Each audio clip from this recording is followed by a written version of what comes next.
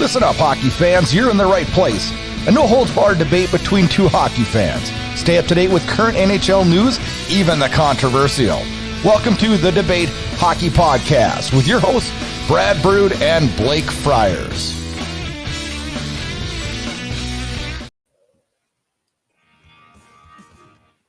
Good evening. Welcome to the Debate Hockey Podcast, episode 204, January 22nd already? We're almost to February. Yep. Almost February. I am the host of the show, Brad Burud, joined alongside my co-host, Blake Friars, for more hockey talk. And it's not another positive episode tonight, is it, Blake? No, it's just every single episode we talk about the Canucks. This week. Every episode it's bad. Hopefully we're at the end of it because it's like beating a dead horse. You want me to make a prediction? Bo Horvat gets traded this week, and we'll have to talk about it next week. Yeah, no, I would agree with you. I think if the Canucks are smart, which they haven't been smart for very much of the things this year, they trade Horvat before the All-Star break. That's what I would do. I would trade Luke Schenn. I would trade Kuzmenko. I would trade Horvat all before the All-Star break. Yeah, well, we'll see. NFL playoffs today. Kind of underwhelming today, was it not? Yeah, the Bills disappointed. There's a little bit of a rout, and Dallas did what Dallas does in the playoffs. They choke, and yeah. I don't understand. Do you see the last play of that Dallas game? Elliott just got bowled over. I don't know what the hell they were expecting. Like, what are they throwing on, like 8-yard? Or they get the offense? Well, no, he went to pitch it back, and he got hammered right when he caught the ball. I don't think that he expected to get hit that quick, but I don't know. How about you just hike it to the quarterback and have him throw it all the way down the field? I mean, they had no timeout. I was like a Hail Mary, like 20. They had everybody back. I mean, it would take a miracle. I don't know. Hockey Day in Canada yesterday. That's kind of one of my favorite days of the year. I watch a lot of hockey on that day, and it's kind of a celebration of the game. I didn't think the stories on Hockey Night in Canada were near as good this year as they have been in other years, but that's probably it was in Owen Sound this year, right? Yeah. I would like to go to that if it's ever in like Brandon, or I remember it was in Winkler not too long ago. Yeah. No. I don't know. But no, there was some some shitty games last night. Like just blowouts, not games that weren't even really close. Every game on Hockey Day in Canada was good. I thought the Flames game was a decent hockey game. I thought the Jets game was brutal. Yeah, but that wasn't the premier game. The Habs, the Canucks game, the Leafs. I'll give you that. Habs Leafs was good. An awesome hockey game. So I don't know where you're coming off saying that wasn't. Yeah, I didn't. The Jets game was whatever, and the Canucks Oilers game was so one-sided. I don't know. That was more of a storyline game, and we'll get it later on in the show. But I don't know. Did you see what I saw a report this week that ESPN is considering animated live NHL broadcasts on the Disney Channel? Animated what? Animated live NHL broadcasts on the Disney Channel. I don't think that would hurt. Oh God. Listen, it's not for us adults to watch, it's for young kids to watch. That's what you got to understand. How about we just get kids to watch the regular games? But like maybe that entices them little kids to start watching hockey. I don't know. The only thing that I thought of when I heard this was, do you remember when Nickelodeon did the NFL? The football. They still do. It's for little kids though. How many little kids watch that, you think? I don't know. I have 3 kids. I have 3 kids, and my kids would be like, "The hell is this? I'm watching YouTube."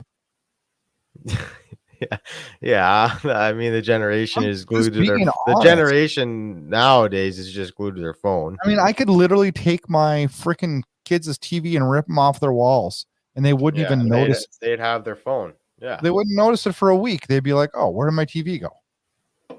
Yeah. You wouldn't even notice it. That's how a generation is now, though. It's crazy. Everybody's glued to their tablets. I got to backtrack a little bit on what we talked about last week on the Boldy contract.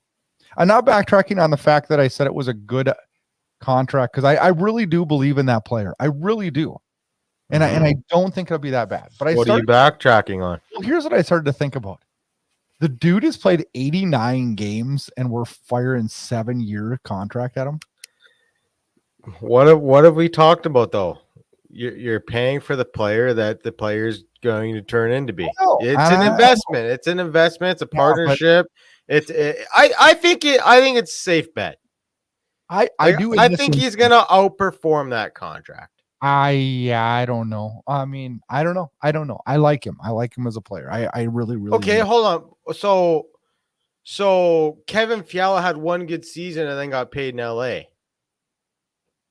Yeah, like isn't that kind of he had 85 points? Yeah, but at least we could get a little bit of a beat on him. He played more than 89 games. Yeah, I know, but it's just like it's a little like concerning when like you pay a guy for one good year. So do you think LA likes Fiala's contract right now? Because I don't know. I'm just throwing that out. I think they would like it a lot better if they weren't paying Doughty 12 mil. Well, I know, but bad contracts are bad contracts. Yeah, I know. I don't think it's terrible. I'm pretty sure it's the same contract, 7 times 7, right? I think it is. And I don't think it's horrible, but I don't think their management group's going, wow, we're getting a value here. Yeah. I don't think. I could be wrong, but let me look at his salary. Kings. I don't know. He's making 7.875. Yeah. So he's Oh, it's only 806. Closer to 8. Yeah.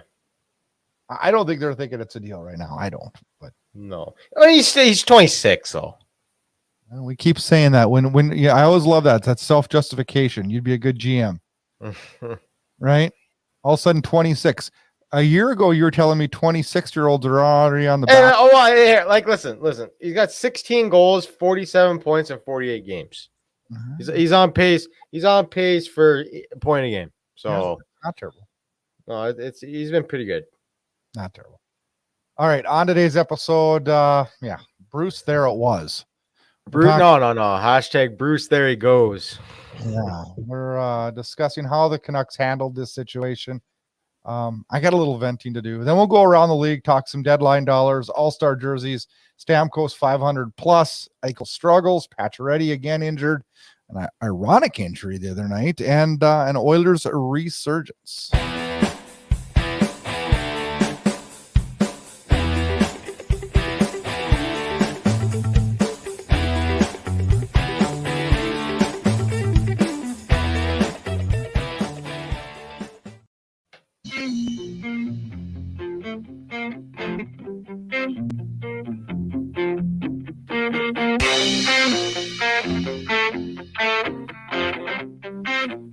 All right, Blake. I'm so done talking about the Canucks. I am, but how do you not talk about them this week, right? Yep. Sound like a broken record, but making headlines for all the wrong reasons again. It was a tough night last night. I mean, I'm not gonna lie. I mean, I watched the whole 10-minute post-game press conference from Boudreau and just him talking about like this might be it for me for coaching, and that's tough stuff to hear. Like it's like, and Bruce is one of the most well-respected coaches in the league, and a lot of players have came to his defense, and you hear like when you hear Tyler Myers talk the way he does, like, and listen, like, say what you want about Myers' contract and his play. He's a pro. He's a true pro, and just not a good hockey. His press conference was very interesting. Did you listen to it a couple days ago? I did not listen to it. So yeah, you should go back and listen to that. It's 5 minutes long. I think it was very, very eye-opening. Very eye-opening. Saturday morning, it came out. Dave Pagnotta from the fourth period reported that that Bruce Boudreau was going to get fired on Monday. He was wrong. He didn't make it till Monday. But the hockey world knew. The fans all knew. Sadly, Bruce knew. Yeah. And we sat and mulled through social media all day yesterday, hearing about it and that it was going to happen. And then last night we watched Bruce Boudreau go out on the bench and try to do his job coaching a National Hockey League game in front of 16,000 fans against two of the best players in the league. And we had to watch that. We had to watch his emotions. And as the night went on, I've always been a fan of Bruce Boudreau's. I'm not a fan of the Canucks. I'm a fan of Bruce Boudreau. I loved it when he was on NHL radio, and I pray he's back there because I enjoyed listening to him. And he's one of the greatest hockey minds out there. He's been in hockey forever. He's 68 years old right now. He's coached more than 1,000 games. He's won the Jack Adams. He's one of the winningest regular season coaches in hockey history. And I felt for the guy. Yeah. I felt for the guy mostly because you know what?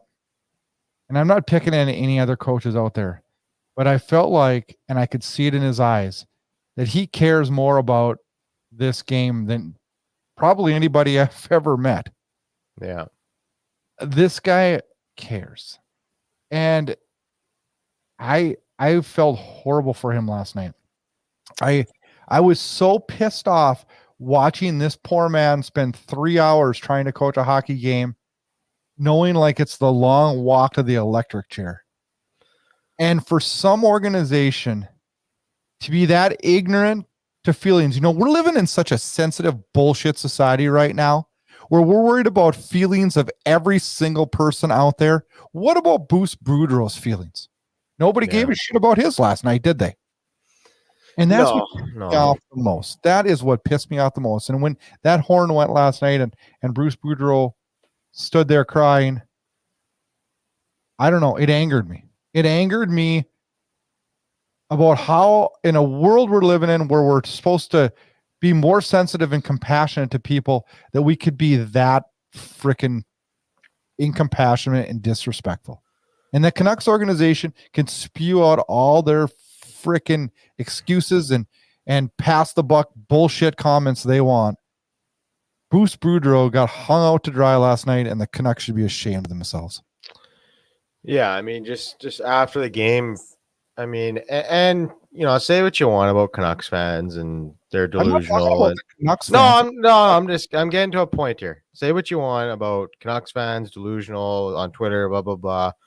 What they did for Bruce after the game was unbelievable. Like the chants and the like that was a proper send off and something that he's gonna remember for a long time, right? Absolutely. And good on the fans with the rest of the year. Good on the fans for chanting that. And it just shows the division between the upper management and the fans. Like the fans love Bruce Boudreau, and it was clear since day one of this year that Boudreau really never had a chance, right? I mean, he got criticized every single time the management spoke about the structure, and they didn't know it was a 2-year contract. And this, I'm going to go above upper management. You want to know what? This is what happens when you hire a coach before you hire your GM and your president. This is the stuff that happens. It's been backwards since day one. Everything the Canucks do is backwards. Day one, it's been backwards, and I'm just so sick of the bullshit. I mean, let me. I don't have my phone on me, but I saw a tweet that said, Vigneault fired in 2013, Torts fired in 2014. We had Trevor Linden resigned in 2018. You had Benning hired and fired in 2014 and 2022.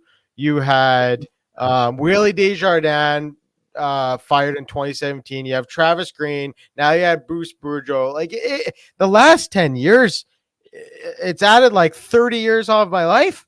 Like it's just like ridiculous, and it's just like repetitive, vicious cycle over and over and over. And like, when is it time to just try something new? Like, and I feel so bad for Rick Tocchet. I feel so bad. He's been put into impossible spot. He accepted the job. I understand that, but it's put in a tough spot because, like, how is he going to be taken by the fans when the fans love Bruce so much? Well, it doesn't even matter. How is he going to be taken by the players? It was announced, and that's the thing, and that's in his comments and saying, like, you know, he talked about JT playing too much and yada yada yada and whatever, but I don't know. It's gonna be interesting. I think it's this year plus 2 more years for Tocchet, so they're gonna give him some runway here and try and figure this shit out. I don't know. But like I said, they give every coach a runway, but most of the time the coaches don't make it to the end of the runway. For sure. Yeah, no, I get it. But like I said, I think I said it like a month ago, 2 months ago. They tried this structure stuff with Travis Green. It didn't work. And they're going to bring in Tocchet. And it seems like Aquilini and Alvin and Rutherford have just been bringing in all their Pittsburgh boys. On Sunday morning, they did announce that Boudreau had been fired along with assistant coach Trent Cole. And Rick Tocchet had been hired for the 21st coach in franchise history. Adam Foote was named assistant coach, and Sergei Gonchar was hired as a defensive development coach, whatever that is.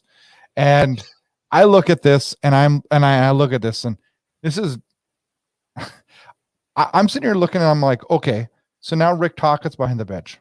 What changes? Well, this is what's going to happen. Hold on. This is what's going to happen. Okay. If you take a look at the Vancouver Canucks last 34 games of the year, okay, 15 games are against teams that are 24 and lower. This team's going to get Demko back. I told you this last week. It's going to happen. This team's going to get Demko back. They're going to win enough games to get him out of the Bedard sweepstakes, and they're gonna draft 14th overall and miss the playoffs by 10 points. So it's gonna happen. It's the same thing that happened last year. Boudreau came in, they won 7 games in a row. They got on a hot streak. It happens all the time. Like, it's just like, you just got to rebuild. None of this retool shit. Rebuild. Trade trade Horvat. Trade Kuzmenko. Trade Luke Shen, get as much picks and prospects and futures that you can, and start over, man. Here's the deal, though. Like, usually when a new coach is hired, you get the bump. Coach bump. Yeah. You're not getting it now. No, you're not, because these players didn't want a new coach. Most of the time, the players want to change. They don't want to change. The players didn't want this. The players wouldn't have been emotional if they wanted this. They should have played better then. They're not better, Blake. This is the Canucks. This is who they are. Who's not playing good? Well, I mean, they haven't had an NHL goalie all year. Blake, this is the Canucks. There's and that's what Rutherford said. Maybe the players are what they are. That's what he said. Tyler Myers is not a good player. This is not a secret here. You've got anchors all over the boat here, hanging out big money contracts to players who aren't very good. You can't say, well, you got to play better. Well, I mean, I don't think anybody in the Canucks is saying, hey, I'm going to go play shitty tonight. This is who the Canucks are. They're not very good. That's it. It's it.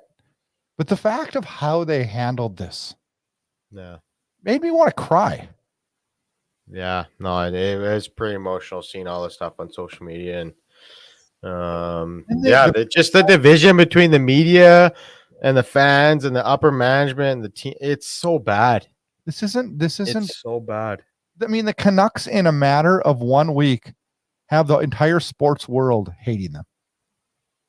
1 week? 1 week?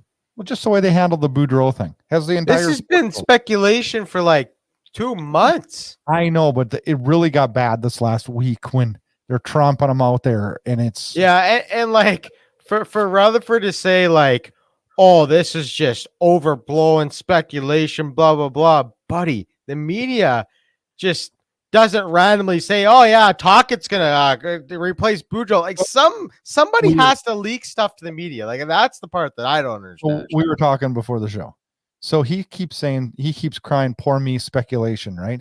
So what he's telling us is that the media guessed it would be Rick Tocchet, guessed the day that Rick Tocchet would be hired, guessed the day Bruce Boudreau they would were be wrong. hired. They were wrong. It was a day earlier. Yeah. Come on. I mean, give me a break. Like, who is Rutherford kidding? Does he think we're all a bunch of morons?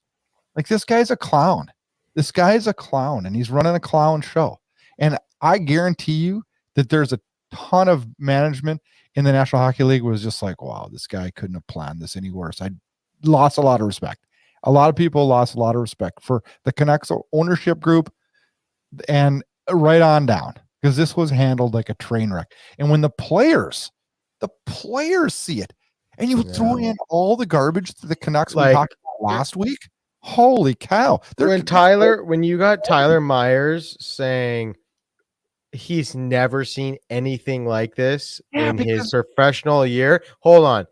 He played in Buffalo. Let's remember he played in Buffalo when they were absolutely dog shit. Remember that? Yeah, I remember. And he said this is the worst thing he's ever seen. So like that should tell you like this is just wrong. A gong show. A gong show is what it is. And the Canucks have I don't even know how long it's going to take to get the fans' trust back. Like they have betrayed the whole fan base.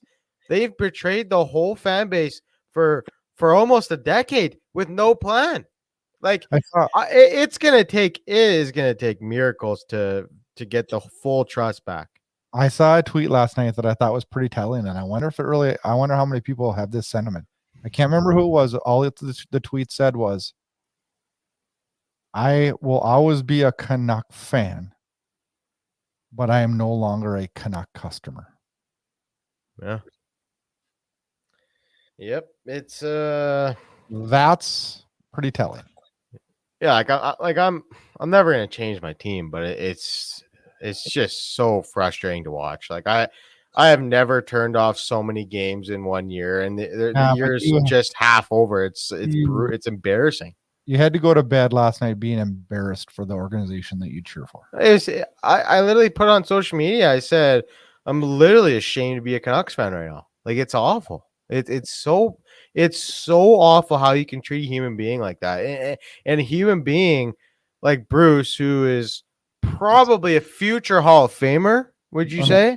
Well, I don't, yeah, probably, but he's one of the kindest human beings out there. Like he's just like, and props to Bruce for coming to the rink every day and putting a smile on his face and having a positive attitude. Like he handled that with so much class. There's no way I could handle it as good as he. Like it was unbelievable how they just kept rolling him out there, and towards the end, you could tell it really took a toll on him. Like he got really emotional, and poor guy's I feel bad. I feel really, really bad for the guy. Nobody deserves that.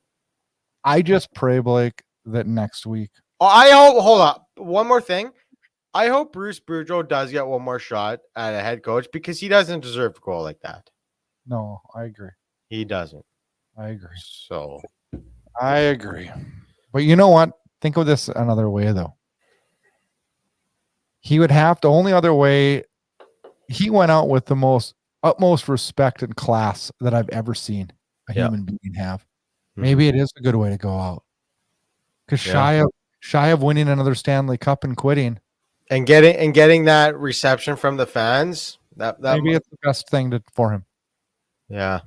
I don't know. Lots to think about for Bruce Boudreau. But can we talk about some positive before we talk about Stamkos? Can we talk about that in 3 questions? That's one of my questions. Yeah, we'll skip that. Let's go around the league. Okay.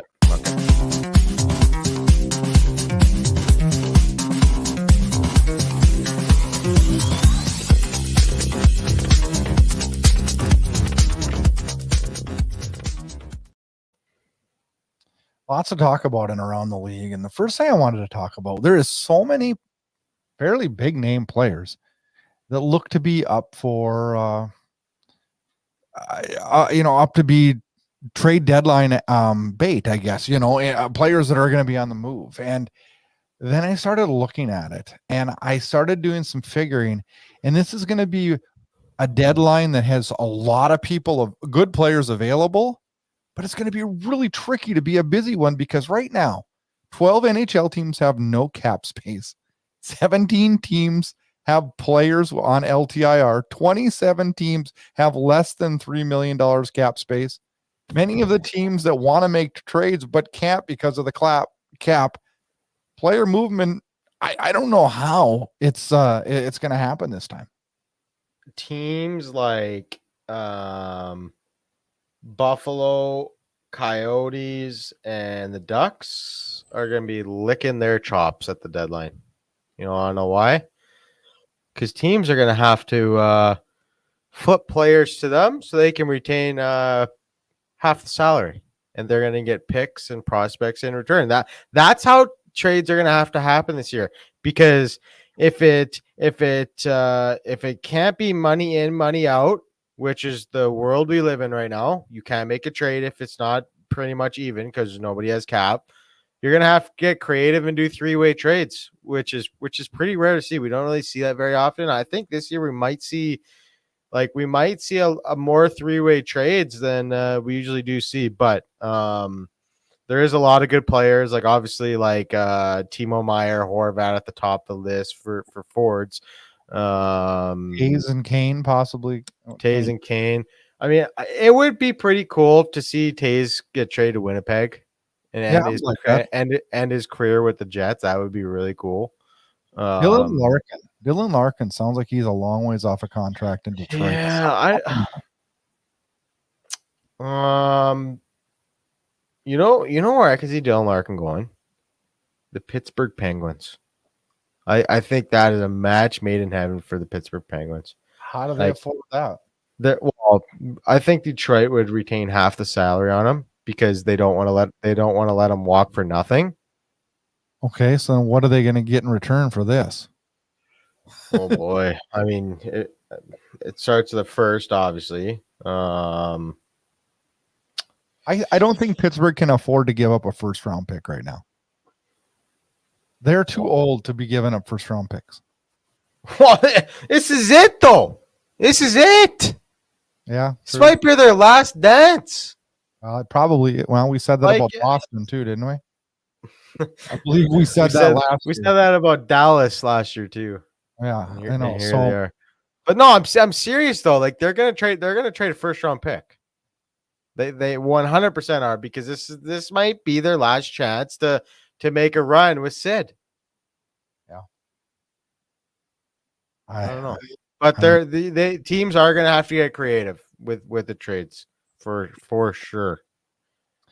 We're going to talk about that a lot more in coming weeks as we are When is the deadline? Do you know? Yeah, March 2nd or 3rd. Let me look real quick. Did they push it back? No, it's because I thought it was usually in February. It is. It's 1 week back because the season started 1 week back. So March 3rd, Friday, March 3rd. Okay, so they did. Okay. But yeah, I don't know. We got a lot to talk about in the coming weeks about the trade deadline because it's almost February. That is absolutely wild. So we're about 5 weeks off of that date. NHL All-Star Game jerseys. Have you seen these jerseys, Blake? They are beautiful. They're very nice. I like them. It's they brought back the old logo, the old Western Eastern Conference logo, and it's a Miami theme. It's a Miami theme.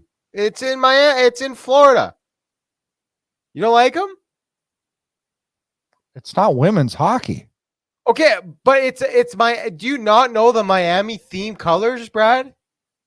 I don't give a shit. It's pink, silver, and teal. That's the colors. Players should not wear frickin' pink. And I don't think they're in the Welcome to Miami sign when you drive into the city. There's pink on the sign. I don't know what you're talking about, Blake. Miami Vice. Oh my God! Look, dude, look it up. I'm not. I don't. Miami Vice was a show. Colors. That was a show before you were born, dude. And what the hell does Miami Vice have to do with hockey? See this?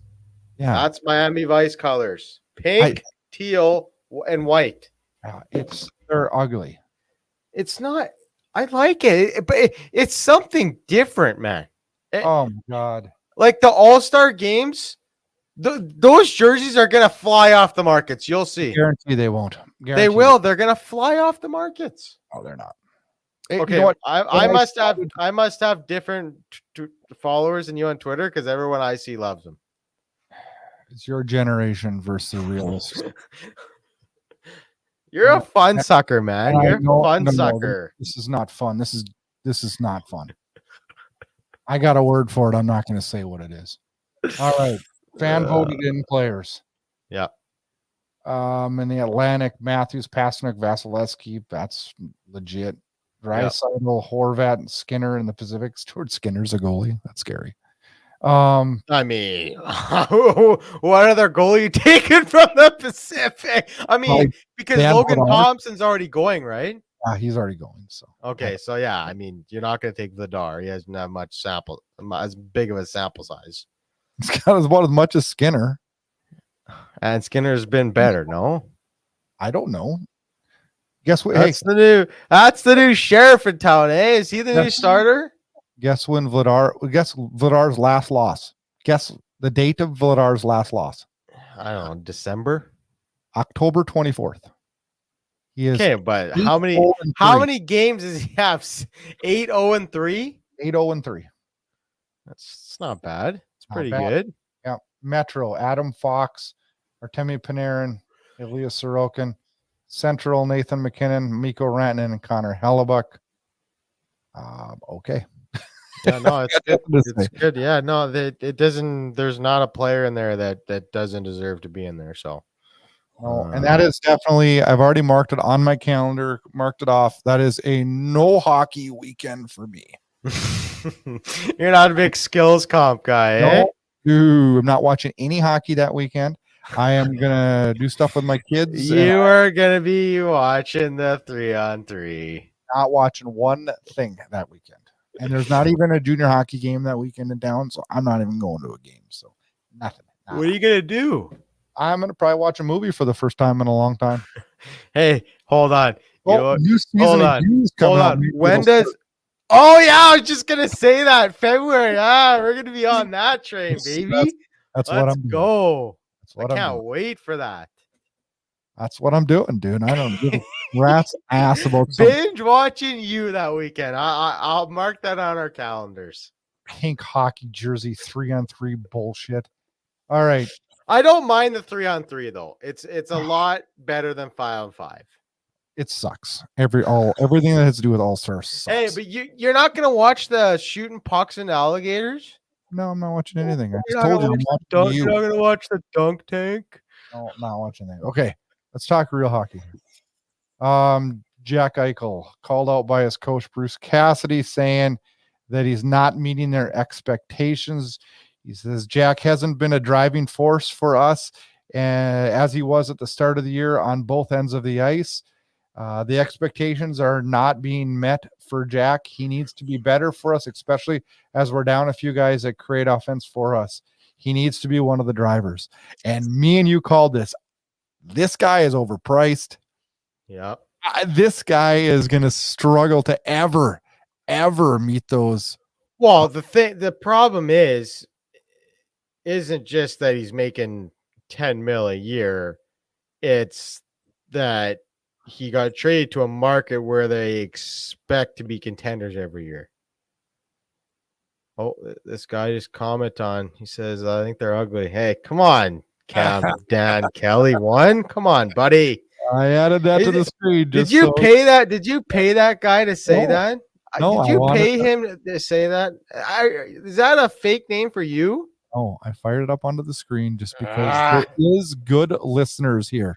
Good listeners tuning in, watching our show, firing off good comments. Okay. But going back to Eichel, he's in a market where they expect to win and expect to be good every year. And when you don't meet expectations with what you're making, that's what happens. He's got to take criticism. Yeah, no, I agree.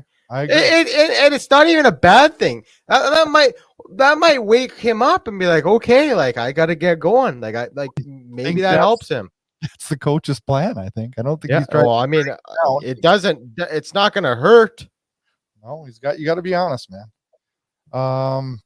Max Pacioretty. Man. MRI confirms that he has again tore his right Achilles tendon 2 weeks after returning to action after suffering the same surgery last August. Unfortunately, is Max Pacioretty's career done? Yeah, sadly, I think his career is going to be over. And when he returned, I was like, is this too early or am I like crazy? I looked up Achilles like injuries and recovery time, and they said like you're not going to be the same player for like 1 to 2 years, and he came back in what, 6 months?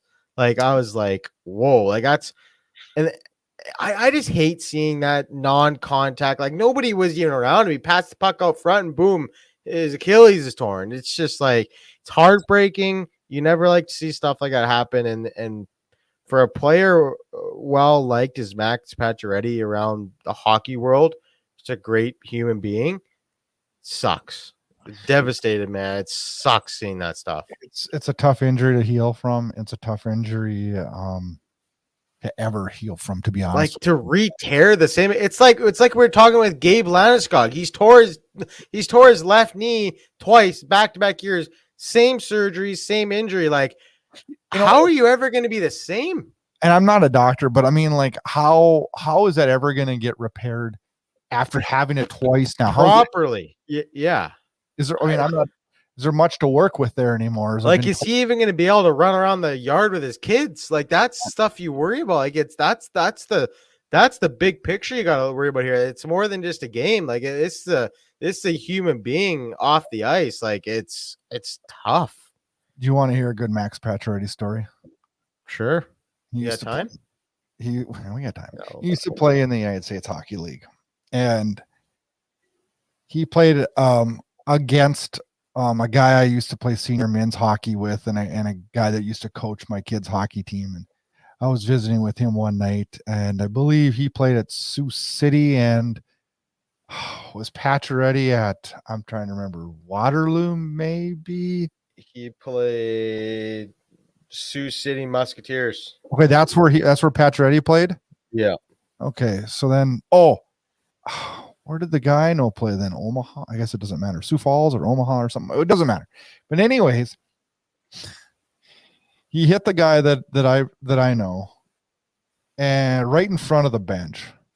And he was on his back, and Pacioretty was standing over him, and he yells in his face, "Does your coach know you're out here?" I don't know. No, and it sucks too because like he had 3 goals in 5 games. Like he was. And that's like he's a key part of that team. In Carolina, like they were banking on him coming back. Like this guy is going to be a top 6 forward for us. And now he was their deadline acquisition. Now, yeah, for sure. And now you might have to go overpay for a guy like Meyer or Horvat when you didn't think that you had to do that. Maybe. Yeah. Like there's more of a need now than there would have been before Pacioretty's injury. Would you agree? Sure. They need a top 6 forward now, and those aren't cheap. Do they really, though? This team is cocked and loaded, I think. I mean, let's go here. Let's go to my second favorite site here, which is dailyfaceoff.com. Where do they even need him? Listen to their centers. Aho, Stastny, Stahl, Kakanyemi, Teravainen, Svechnikov, Martinique, Derek Stefan, Seth Jarvis, Martin Nikas, Jesper Fast, and Stefan Nosen. I don't know. Where do you need him? Where do you need him? I mean, Seth Jarvis hasn't been great this year, but he's young. They could use some help in the top 6. It never hurts to have depth. It never hurts to have depth, especially down the middle. No, I don't disagree there. Like and is Jesperi Kotkaniemi really a 4th line center? Like you're telling me you can't upgrade the center department there? You can't have a $5 million guy not on your roster. If he's I think I think he would get traded in any trade they do. He can't get traded. He's got a no move clause. I'm 100% sure. Does he? Yeah, everybody does now. It seems like. No, I don't. There's no way they gave him a no move. Who's taking that contract on? Are you crazy? He doesn't have anything. He doesn't have a no move. Hey, so what crazy are the Canucks going to take that on? That'd be real Canuck like. That would fit right into their mold. 4.8 cap. That fit right into their mold. 22 years old. I hate that idea. Oh, let's think about that. I saw an interesting thing on Thursday night. I was watching the Lightning Oilers game, which was had the playoff intensity. That was a really that was a good one. Vander Kane back after getting his wrist cut. And then there's a scrum with Kucherov and Kane, and everybody's involved. And the linesman trips, and he gets his, it looked like wrist cut, and he holds his wrist and races off the ice. And I'm thinking, Kane comes back from a wrist injury, and now the linesman breaking up a scrum that Kane's involved in gets cut, and he has to race off. It was later showed that it was more a little higher on the wrist, more in the hand. But scary scene. I didn't see that. No, I missed that. It was like, holy cow, like how ironic is this? And like, oh, it was scary just to look on his face. And he turned, and I saw it during live play, like not even the replay. I saw it. I'm like, he's cut. You could just tell he was cut.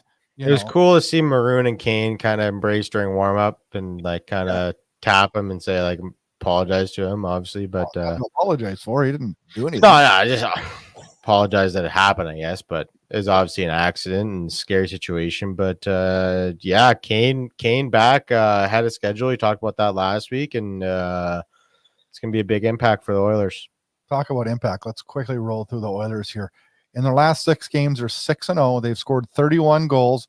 They averaged 5.16 goals for in those 6 games. Goals against 13, 2.16 average. Their power play 26.7, penalty kill 93.3, shots for per game 39.6, shots against 28.2, and 11 different forwards have scored. This team's rolling. Yeah, no, it's this team is showing off their depth right now, and even guys like this Klim Kostin guy, like even this guy's come out of nowhere and just found a home in their top 6. I heard that they're shopping Fogle. Yeah, I saw that too. He's good. Yeah, he's good, but I think they can use his money somewhere else. Money? How much is he getting paid? I think he's like 3.5. No. Yeah, I'm positive he's like 3.5. Oilers. I've got it. 2.75. I don't. Yeah. So. Yeah, I don't know. Like you look at this roster, like Hyman's already passed his career high in points. Like he's gonna score 40 goals this year. Like which is crazy to say. I mean, you got McDavid on pace for 1,000 points. Draisaitl leading the show there. Nugent Hopkins has just been unbelievable this year. Like this guy he's on pace for I think 100 points. Like he's been that good. You go down the middle, you got young guys like Dylan Holloway and Ryan McLeod and this Costin kid. They're deep right now, and they're showing it, and they're getting goals from every line, and they're getting good goaltending from Stuart Skinner, and even Campbell's won his last 5 starts, for God's sake. Like, what is going on here? What's in the water right now in Edmonton? We'll see how long it lasts. It's time for 3 questions. Okay.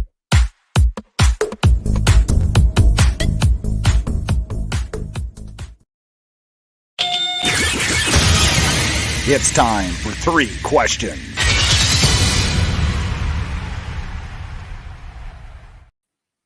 Last week I fired the questions at Blake. This week it is his turn to fire at me. Go. Okay, Brad. Question number 1. What is one thing that you would change for the Calgary Flames right now? And is there a missing piece, or do players just need to perform better? And 1B, what was your thoughts on Sutter's comments about Pelletier post-game? I'll start with that. Frustrating. Daryl Sutter's a hard guy to read. You don't know if he's being sarcastic to the media to poke a jab at the media, or if he's just truly being an asshole. I've always thought really highly of Daryl Sutter and looked forward to his press conferences because they used to be sarcastic. Now I don't know if they're sarcastic or just being an asshole. And I've questioned it and I went back and forth a lot. And I don't know. I was always taught that sometimes it's better just to keep your goddamn mouth shut. And when asked about that question, I would rather he just said, you know what? He's a young player that got some minutes in a game that was difficult to get anybody minutes in because it was penalties left and right. And we'll see and evaluate over time. Leave it at that. You don't have to always be poking jabs all the time and always be maneuvering with words all the time. Sometimes it's better to shut the hell up. As far as how I feel the Flames what they should do, I don't feel safe defensively. I don't think this team's doing very well at all defensively. I think right now you have to run with Dan Vladar. He's winning you games.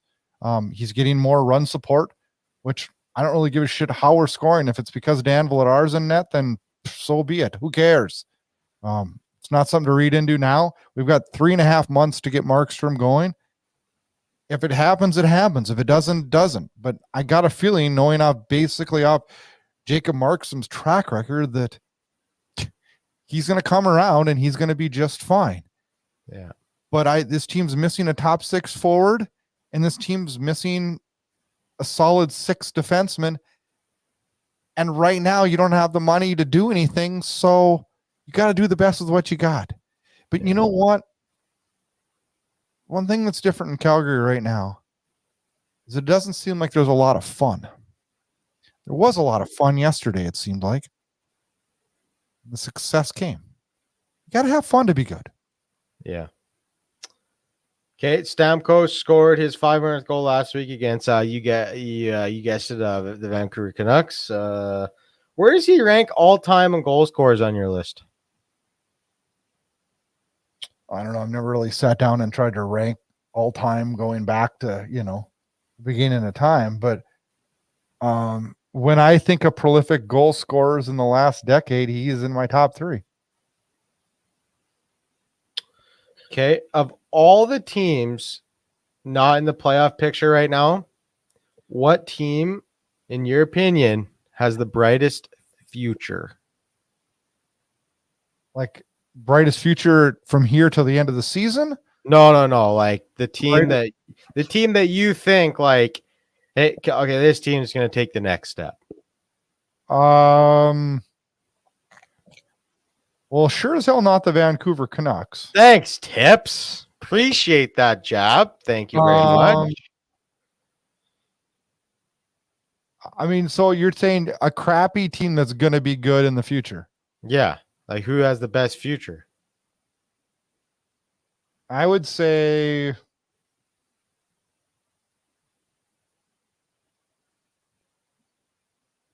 Ottawa. Think so? I don't know. Ottawa or Detroit. I don't know. What? I don't think any of them look real bright right now. I mean, you look at this right now, right? Anaheim does look bright right now. It looks like shit. Chicago looks like shit. Arizona looks like shit. San Jose looks like shit. Vancouver looks worse than shit. St. Louis is older than hell. Nashville's old. Columbus is junk. Montreal has a bright future, I think. With who in net? That is a problem for sure. But I don't know. You look at their young D, and they might get 2 lottery picks this year. I don't know. Right now, there's nobody. I mean, Detroit and Ottawa probably have the best chance. Yeah. And I don't know. Okay. Was that 3? That was 3. That was 3. Okay, so listener question. I didn't get one this week, but I got something different. I heard something on one of the talk radio shows, and it was a question asked of whose career would you rather have? Is this a player A, player B? I got to guess. Well, no, it's your own opinion. It's not a guess. Oh. Whose career would you rather have? And I'm going to name 5 different segments here, okay? Okay. Number 1 is Would you rather have Steven Stamkos's career or Patrick Kane's career?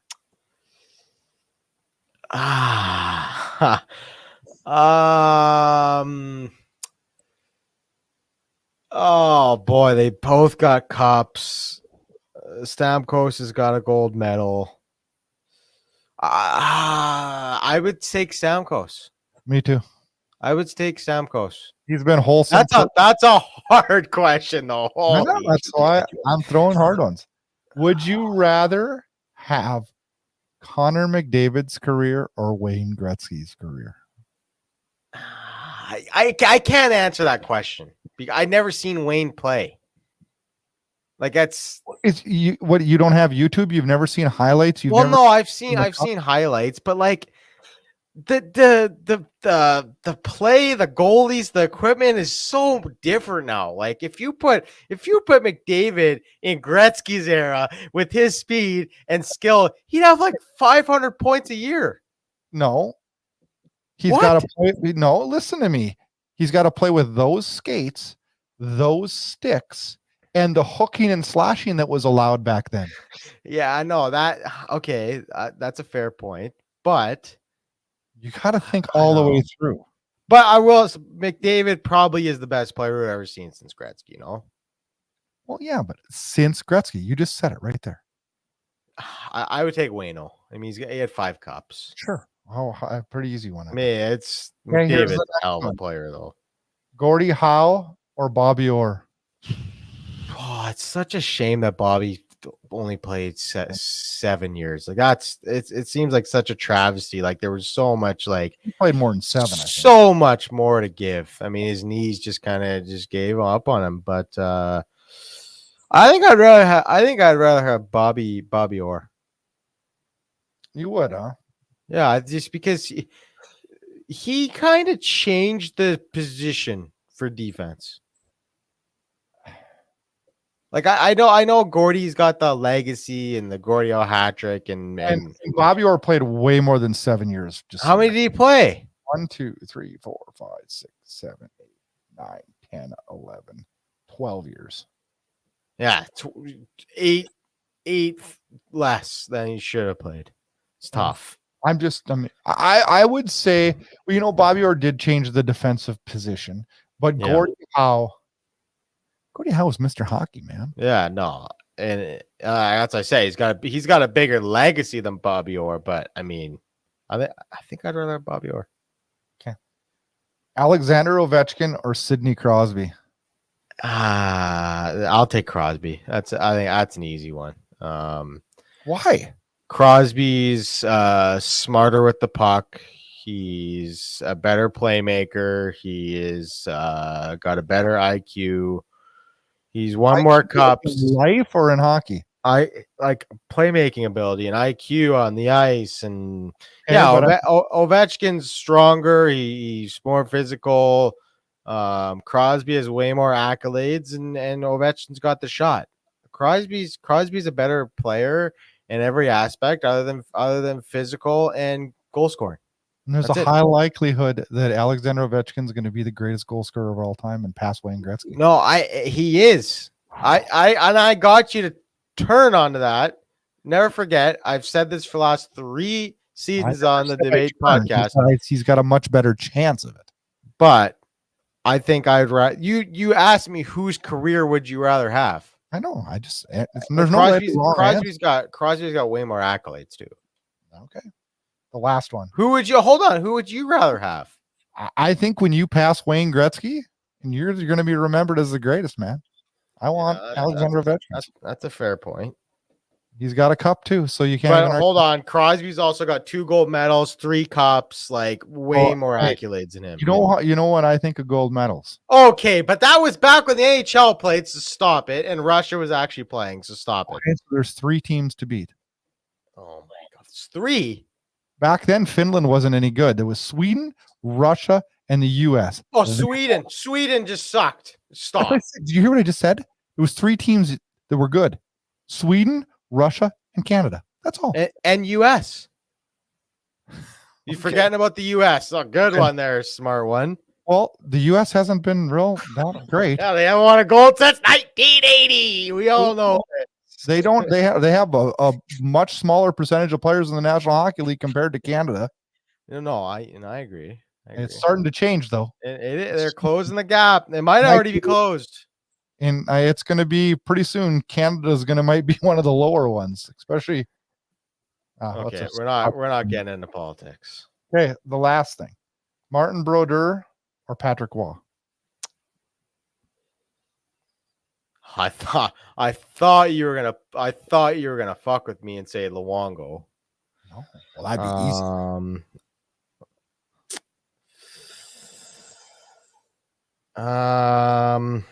I think I'd take Patty Waugh. I would take Martin Brodeur. You won cups. You played almost all your whole career. Pause. You didn't have any controversy in your life? Hold on. You criticize Martin Brodeur for the longest time. I didn't say he's the best goalie. I said, what career would you want? I want to be a goalie. But Martin Brodeur in the world. Martin Brodeur Patrick Waugh single-handedly turned around 2 franchises by himself. Eric Lindros turned around the entire Colorado franchise. Okay, listen though. Hold on. Hold on. Montreal was spiraling in what year was that? 1984. And in comes this guy named Patrick Waugh, and he leads them to back-to-back Stanley Cups. He gets traded to Colorado. First year, Stanley Cup. 2001, Stanley Cup.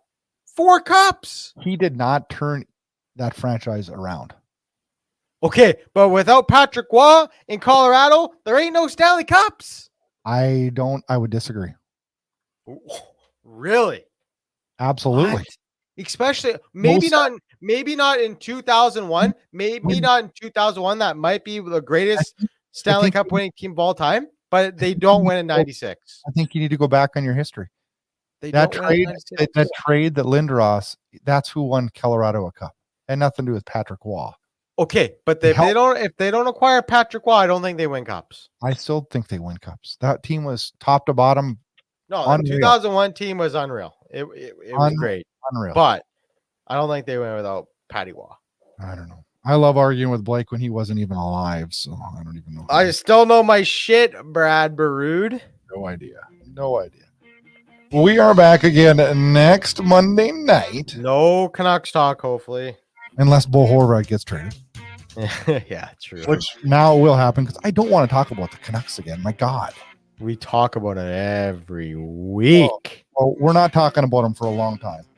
We're back Monday night, normal time. Last week was an interesting week in the National Hockey League, to say the least. What's this week going to bring us? Enjoy this week's hockey action, hockey talk every week. The Debate Hockey Podcast. Get connected to the Debate Hockey Podcast on all forms of social media. Follow the show on Twitter at Debate Hockey, and follow the hosts on Twitter at Brad Burud and at Friars Blake. The Debate Hockey Podcast can also be found on Facebook, and check out the podcast website for all the current and archived shows at debatehockey.com. Get connected, stay connected for insight, opinions, and yes, controversy. Thanks so much for listening to this episode of the Debate Hockey Podcast with your hosts Brad Burud and Blake Friars. For more great content and to stay up to date, check out debatehockey.com and on Twitter at debatehockey. We'll catch you next time.